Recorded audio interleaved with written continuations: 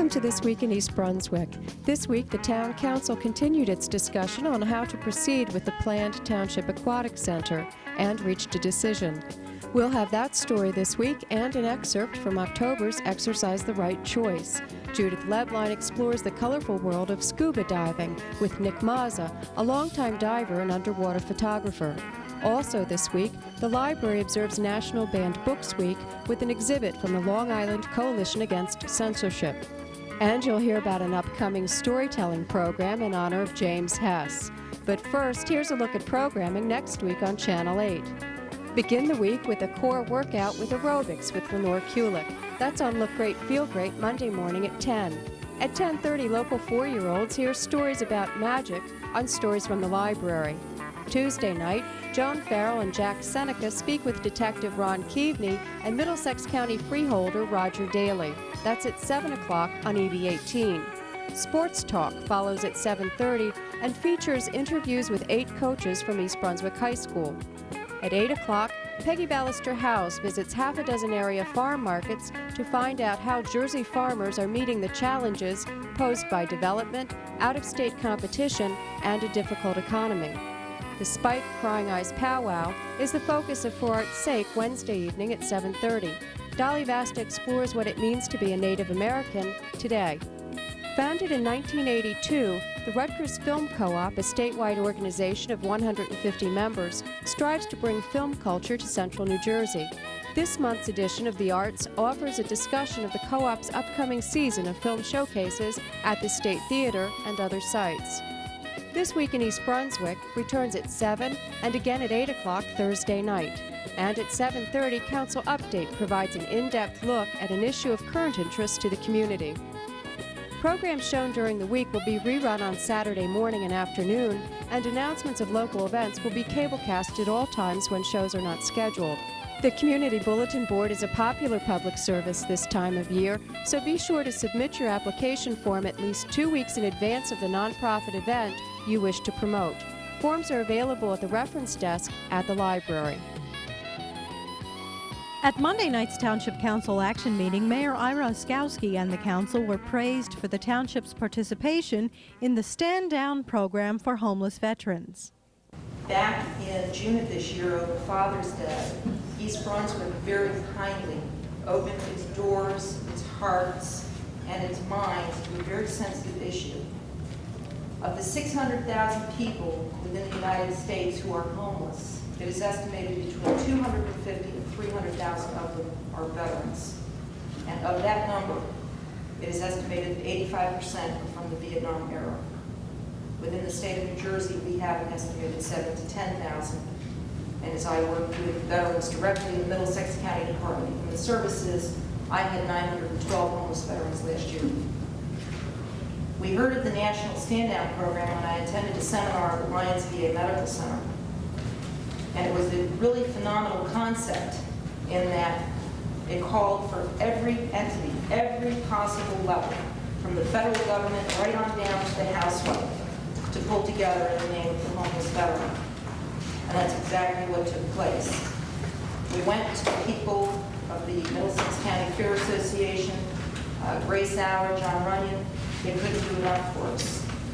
And then we turned to East Brunswick, and we were anticipating, very honestly, being stonewalled. And that could have been the farthest thing from the truth. This town opened its doors, its hearts, its minds, and gave 150 homeless veterans and their families 3 days of concrete services, 3 days of reintegration within the community. And of that number, I'm here to tell you that 127 are out the streets, 94 are working. These are not people who are wanting to rape, pilferage, steal. Yes, they have problems, but I really commend the Township of East Brunswick for overlooking those problems, accepting those problems, and saying, you know what, we can tackle this, we can do this. The people within East Brunswick, Judith Lebline, Elizabeth Kiss and I spoke about 3,000 times on the telephone. Mayor Oskowski himself, there wasn't a soul that said no. From the Middlesex County Department of Human Services, the Office of Veteran Service, I'd like to present the certificate, and Mr. Zarneski will take it. And thank you so much for everything. Thank you very much, Melinda. Thank you. In other council news, Councilman Anthony Riccobono was not comfortable with the wording of Ordinance 9339, amending the definition of density, or the number of dwelling units in a gross acre of land. I'm against irresponsible development, and by including wetlands and critical areas in the amount of land to be used and utilized, I can't go along with. I wish we could amend this further by putting in the critical areas into the amendment itself and making it something we can all live with. The key word is irresponsible development. I'm not against development, I'm against irresponsible development. And I'd like to see this amendment passed, but I'd like to see it passed in the right way. And if we include critical areas in there, I can live with it. Right now, I can't live with the change.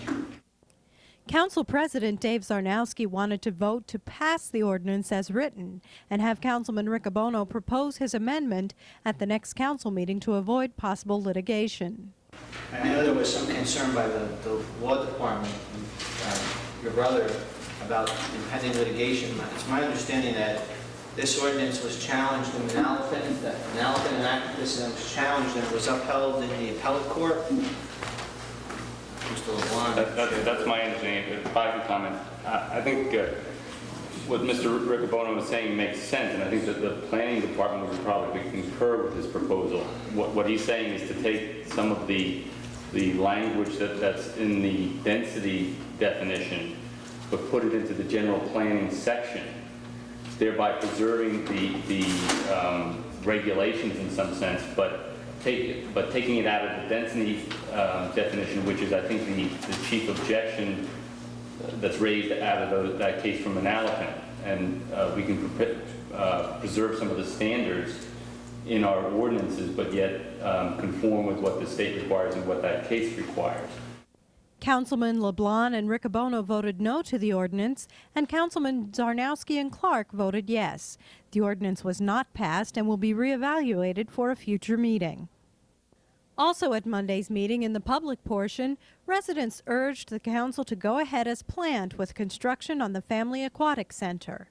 The township announced last week that the project to build a new swim center at the community beach would be delayed until 1995. The delay came after bids on the project came in at almost $1 million more than the township had planned to spend. My purpose in addressing you this evening is to urge you to do whatever you can to keep the Aquatic Center on track for a 1994 opening, as promised to the residents of this town. It is my understanding that if this council were to allow construction firms to submit new bids for the Aquatic Center, and these bids were to come in closer to the original estimate of $2 million, then it would be possible to have the Aquatic Center operational in 1994. If these bids come in at an unacceptable amount, over $2 million, then this council could again reject these bids. It is also my understanding that after rejecting bids twice, the township is then allowed to open negotiations with construction firms bidding on this project. Allowing companies to rebid on this project presents no risk to us. Perhaps they can sharpen their pencils with the prospect of a 10-month project and come in with a more reasonable bid.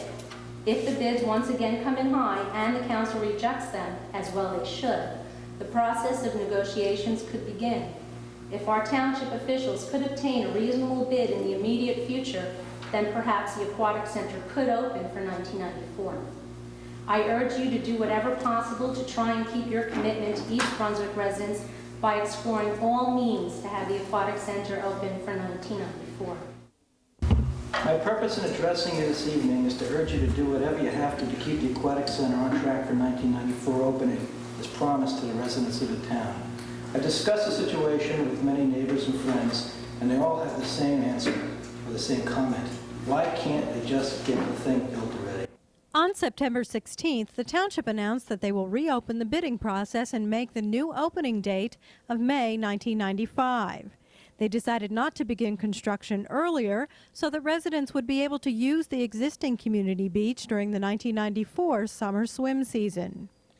In a related story, Council President Dave Zarnowski requested that the council not pay Heary Engineering for services rendered so far in the Aquatic Center project. Zarnowski stated that due to the circumstances and the fact that the township is not happy with the work thus far, it would be reasonable not to pay Heary at this time.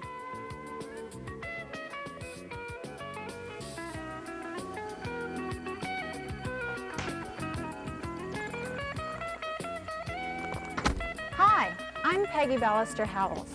Here at Blooming Acres, we try extra hard to get things that bloom that maybe you're not so familiar with. I have 3 very special things to show you today. To start off with, we have this beautiful blue-flowered perennial. It's a eupatorium. It blooms in late August and early September and is commonly called a perennial ageratum. You don't see this color very often, so it's special for that reason. Now, in the front of the yard, we have another unusual perennial that's called Physostegia, and that's its botanical name. Its common name is false dragonhead, or sometimes the obedient plant. The lovely pink color and the tall stems make an excellent cut flower. Now, there is one other very special thing I want to show you. I first became familiar with this beauty while reading novels about the Civil War. It's a southern species, and it's called the Crepe Myrtle. It's really considered only hardy to zone 7. Now, in central Jersey, we're sort of borderline between 6 and 7, but I have seen them growing quite well as far north as New Brunswick. They come in shades of pink and sometimes even a red. This one is blooming in late August and will continue to bloom until, say, the mid, maybe even late September. You can see there's still quite a few buds on it. If it doesn't survive, and if it should die down, we're lucky enough that in most cases it will come up as a bush the following year from the roots and will still bloom. So that's what this one's called, Crepe Myrtle, and a very special tree. We'll see you next time here at Blooming Acres. Words, ideas, the freedom to read them without censure or limitations, the right to choose what to read. These freedoms are among the most difficult to legislate, whether in a court of law, in our homes, schools, churches, or in the workplace. What one person considers threatening, another finds exhilarating. In nations populated with diverse cultures, races, and lifestyles, free expression can be the powerful dose of medicine that can heal or hurt. In observance of National Banned Books Week, September 25th through October 2nd, the library is hosting a special showcase and wall display. Reference librarian Cheryl McBride coordinated the exhibit and the showcases on this year's theme, Celebrating the Freedom to Read. A back-to-basics approach. The exhibit focuses on the central message that censorship violates the right of free expression. On the walls, the library has an exhibit called Censorship in Schools and Libraries, acquired from the Long Island Coalition Against Censorship, based in Port Washington, New York. The exhibit highlights incidents of censorship that have occurred in the United States over a 100-year period. Special attention is given to U.S. Supreme Court and lower court decisions that have had a significant impact on freedom of expression. Also included are descriptions of the censorship of The Adventures of Huckleberry Finn, The Catcher in the Rye, Snow White and the Seven Dwarfs, A Light in the Attic, and The Dead Zone. Over 250 public, college, and secondary school libraries have purchased copies of this exhibit.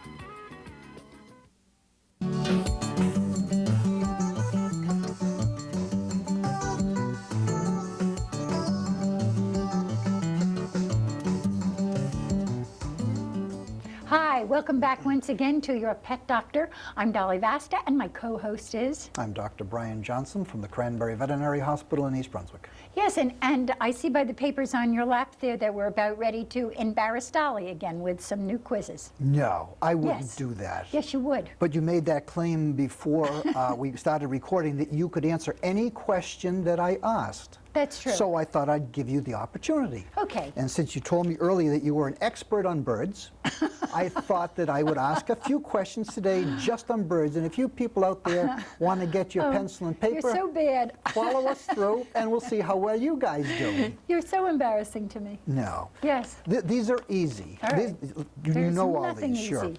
Oh, yeah. Oh, go ahead. Just talking about birds in general and how they relate to other animals. Birds and snakes are more closely related than birds and mammals. True or false? True. Okay. Talk about molting. Molting is a passive I do procedure. it twice a year. No comments. Molting is a passive procedure and requires very little energy, much like shedding in dogs. True. Okay. Trimming the wings on birds, cutting their wings, is cruel and should not be done. False. Okay. Good quality seed is a good diet for the bird. True. Okay. Proteins such as meats are unnecessary for pet birds. False. Are you asking or telling me? That's kind of a yes/no answer. Okay. Then in that case, we'll consider it wrong anyway. It is good management to keep the household temperature above 75 degrees for healthy birds. False. Okay. Feather picking, I've common done it problem often. in birds. Feather picking is a sign of not enough attention. True. Okay. In general, the expression, if it's good enough for me, it's good enough for my bird, is accurate when we consider the feeding of the bird. False. Okay. Boy, did you blow this one. Well, Okay. I've been busy all day. I haven't given it a lot of thought. This is going to be one of your better ones. Okay, let's go back and try it. Okay. Birds and snakes are more closely related than birds and mammals. You guessed that one, and you happened to guess right. The feather... I did not You guess. did, too. No, I didn't. The feather of the bird is simply a modified scale, and very similar to the snake. They both came from the same origin many, many years ago. Well, you should know. Absolutely. All right. Boy, oh boy. Do you hear the way I'm abused? Just keep reading. All right. Molting is a passive procedure and requires very little energy, like shedding in the dog. That couldn't be more false. The shedding of the bird requires enormous amounts of energy. The feather is actually 88% protein, and when they go through a molt, it absolutely requires increased amounts of protein and minerals and vitamins. So that statement is false. So I was wrong. Yes, exactly. Trimming wings on birds is cruel and should not be done. You guessed that one as being false, and that's true. It's false. See? I was right. Yeah, a very good thing is to trim the wings of any of the larger birds from cockatiels up, because every year we have people who take them out into the backyard and the birds fly away, or you open a window and they're long gone. So if you have a large breed bird, by all means, have their wings trimmed whenever they grow in. Good quality seed is a good diet for the bird. The best food for the bird is to eliminate seed totally. Seed is a very poor diet. I think you guessed that one to be false, and you were right. You're very good at guessing. Okay, yeah, the best diet is for birds is probably pelletized foods, different types of beans in mixtures, and other types of supplementation. Okay. You realize they're giving you a speed-up signal. Okay. So. Protein such as meats is unnecessary for birds. Well, actually, protein is very necessary for birds, whether it's supplementation or drumsticks or whatever you want. Household management, 75 degrees. It must be kept at 75 degrees. That's false. You actually want to keep them no higher than room temperature. They can actually do very well at 65 degrees. God, I was right on all of these. No, you weren't. Yes, I was. Feather picking in birds is a sign of not enough attention. Yes, that's one of the primary signs. I scratch a lot. Yes, I won't touch that one either. So that one's true. And in general, the expression, if it's good enough for me, it's good enough for my bird. That's true. A bird can eat almost anything you eat with the exception of chocolate, coffee, and avocados. Well, so much for that. Hope you enjoyed. Hope your answers were as good as mine were. See you all next week. Instrumental in bringing library service to the East Brunswick community, Mr. James Hess has been a guiding force in the development of library service here since 1960. He has also been an active trustee on county, regional, state, and national levels. In honor of Mr. Hess, an annual storytelling program will begin Sunday, October 3rd at the library and will feature Jackie Torrence. One of America's favorite storytellers, Jackie Torrence has appeared at the Kennedy Center, the World Theater, and Lincoln Center. Her credits include 6 award-winning albums and 3 award-winning television shows. Free tickets for the program will be available beginning September 27th at the Youth Services Desk at the library. The program is sponsored by the Friends of the Library. That's all for this week. Thanks for watching.